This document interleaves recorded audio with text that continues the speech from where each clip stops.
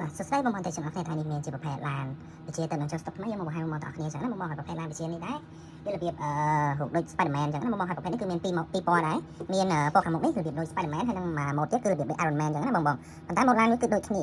ហើយប្រភេទកង់នេះគឺវិលបាន360ដឺក្រេហ្មងណាបងប្អូនវិលបានមកជុំហ្មងហើយប្រភេទកង់នេះគឺយើងលេងបាននៅលើសាបឬមួយក៏លើក្រូលើអីយ៉ាងណាបងប្អូនហើយប្រភេទនេះដែរគឺយើងមានតេឡេវិជា2ចំនួន2មួយជាតេឡេជាដៃចេះហើយមានផ្សែងអញ្ចឹងណាបងប្អូនហើយនឹងមួយទៀតជាប្រភេទនាឡិកាចេះប្រភេទនេះគឺយើងពាក់នៅដៃដូចគ្នាយើងបញ្ជាទៅដៃយើងហ្មងណាហើយយើងចង់ទៅមុខយើងពាក់មកពេលបងពាក់យ៉ាងយើងចង់ទៅមុខចឹងយើងថាធ្វើដៃទៅមុខហ្នឹងគឺវាទៅមុខហើយទៅមុខថយក្រោយអញ្ចឹងណាបងនេះហើយនឹងជាប្រភេទខ្សែសាបមកមួយសេតហ្នឹងគឺមានហើយប្រភេទនេះគឺមានផ្សែងដែរណាបងអញ្ចឹងពេលយើងចុចបើកមកហើយបើកទៅលេយើងនឹងដំណើរការឲ្យផ្សែងហ្នឹងចេញមកផ្សែងនៅខាងក្រៅគឺខ្លាំងមែនតើបងហើយនេះគេប្រាប់ថាអាចធ្វើបាន360ដឺក្រេ